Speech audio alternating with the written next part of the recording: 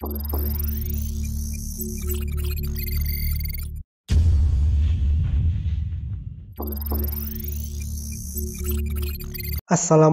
warahmatullahi wabarakatuh.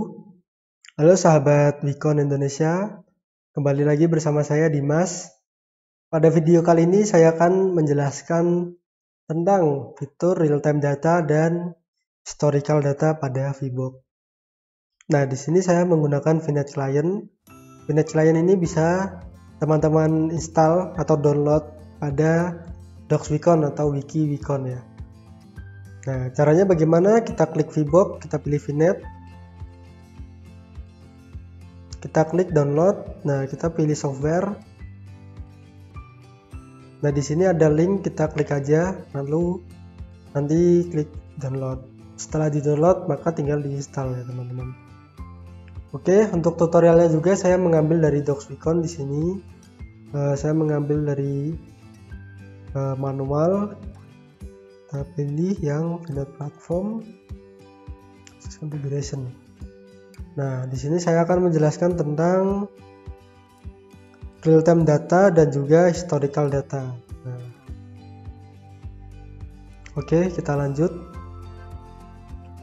Oke, yang pertama ada real-time data. Di sini untuk menambahkan address yang mau kita ambil atau monitoring ataupun kontrol dari device yang terhubung ke VBox. Nah, sebelum ke sini kita harus setting dulu komunikasinya. Kita klik configuration. Kita klik communication. Nah, di sini kita bisa pilih add new communication. Kita mau menggunakan COM1, COM2, COM3 ataupun Ethernet. Nah, setelah dipilih portnya, kita bisa memilih device tipenya di sini. Ini ada banyak pilihan. Misalkan untuk Wikon sendiri ataupun Modbus di sini yang universal. Nah, kita bisa memilih Modbus RTU Slave atau Modbus RTU Master. Setelah itu kita setting konfigurasinya. Saya akan mencontohkan menggunakan Modbus RTU Slave di sini. Nah, dengan settingan seperti ini ya, teman-teman.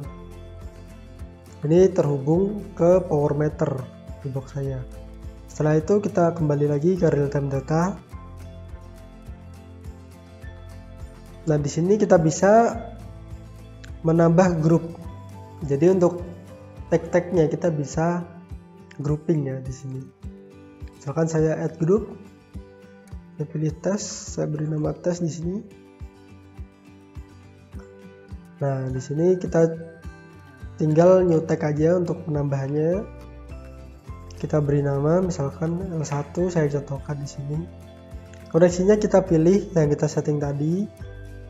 Misalkan COM2. Nah, untuk datanya kita bisa pilih mau bit address ataupun word address. Nah, di sini saya contohkan untuk word address. Misalkan 4. Jadi untuk function Modbusnya ya, teman-teman ya. Untuk registernya saya mau membaca address 0. Ini untuk addressnya, address Modbus. Untuk permisinya kita bisa pilih read only ataupun read and write. Nah, untuk data formatnya kita juga bisa setting di sini. Ini untuk digitnya, total digit kita bisa setting juga. Misalkan saya setting 3 digit dan 1 digit di belakang koma. Oke, seperti ini. Lalu kita oke. Nah, untuk datanya langsung membaca di sini. Tegangan L1226,3. Nah, ini untuk real time data ya, teman-teman. Di sini juga bisa menambahkan secara langsung atau menambahkan tag banyak secara langsung. Misalkan di sini saya contohkan add in batch, misalkan L2. Untuk COM-nya COM2, address. Nah, addressnya mulai dari 1. Ini saya samakan. Nah, di sini bisa teman-teman setting mau membuat berapa address, misalkan 2. Jadi nanti akan membuat L2 dan L3 dengan address jaraknya 1. Misalkan di sini address 1, nanti akan address 2, address 3. Kalau misalkan ini di setting 2, maka address 1 lalu address 3 gitu. Nah, ini tergantung kebutuhan nanti kita oke. Nah, ini ada L2 dan L3, jadi tidak perlu menambahkan tag satu persatu. Nah, untuk real time data sendiri kita juga bisa mengekspor atau impor. Saya contohkan di sini ekspor. Nah, ini ada pilihannya. Untuk ekspor all, di sini akan mengekspor semua grup. Nah, saya contohkan untuk select dulu sini. Saya akan ekspor yang saya select. Jadi nanti terekspor di Excel yang sudah saya select.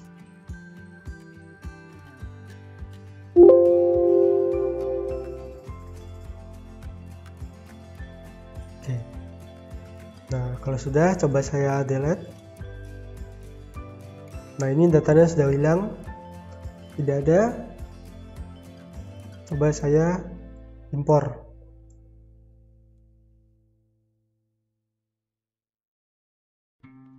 Oke, open. Kita cek. Nah, ini datanya akan muncul kembali ya. Ini sangat berguna untuk backup data ataupun sharing data ke VBox satunya lagi, misalkan tag yang dibuat dan komunikasinya sama. Nah, seperti itu. Ini untuk responnya juga cepat sekali ya teman-teman. Ini baca datanya real time. Jadi apa yang tertampil di formatter akan terbaca di sini. Ini untuk real time data.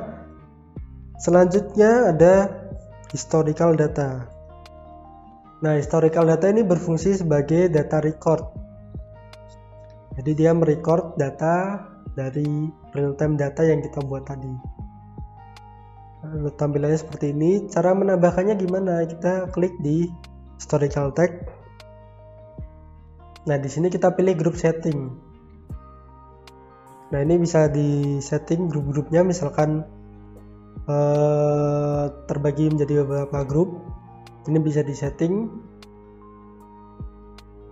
Kita contohkan di sini. Kita add aja. Misalkan kita buat lagi grup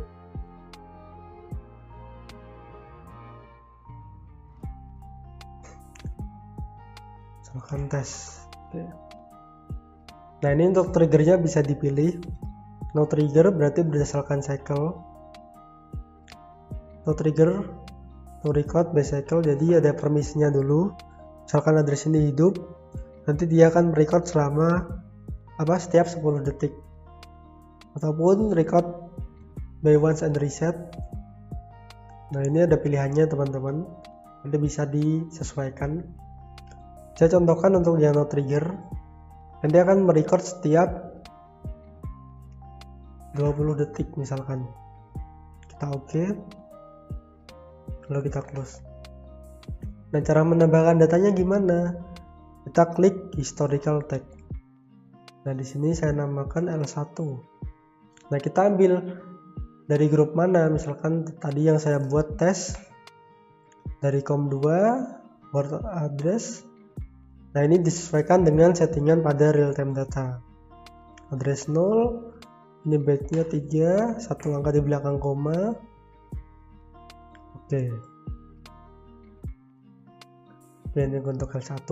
Teman-teman juga bisa menambahkan banyak data secara langsung seperti yang di real time data tadi.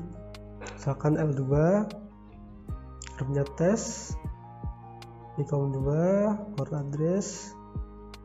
Pilih 4, 1, 3, satu angka di belakang koma. Nah, ini berapa totalnya? Misalkan saya buat 2, jadi nanti akan muncul L2 dan L3. Nah, seperti ini.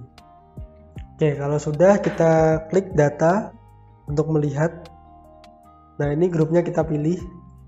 Saya pilih tes. Nah, di sini akan muncul, misalkan teman-teman ingin memonitoring satu data saja. Nah, kita klik L1 saja di sini, lalu kita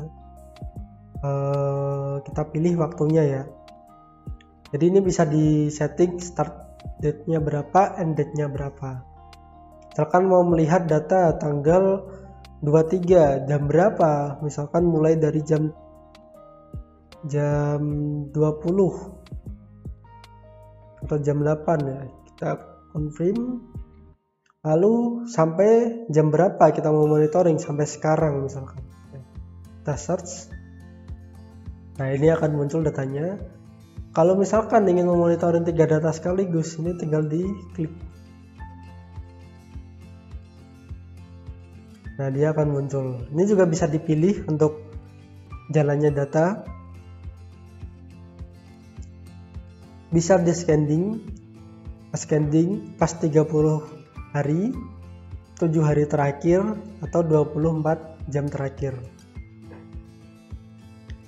Nah ini untuk 24 jam terakhir, kita bisa pilih tipe datanya mau ascending atau descending. Begitu juga untuk 7 hari terakhir ataupun 30 hari terakhir. Nah ini bisa dipilih kalau misalkan teman-teman mau langsung memonitoring 24 jam datanya. Kalau mau lebih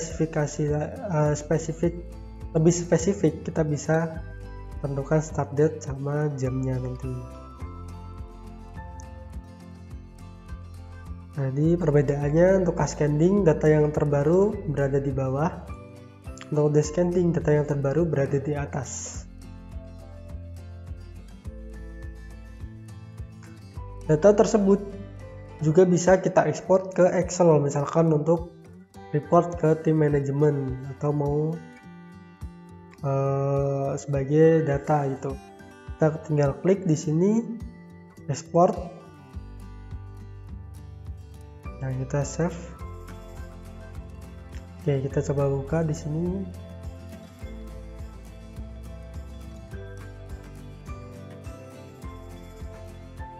Kita coba buka.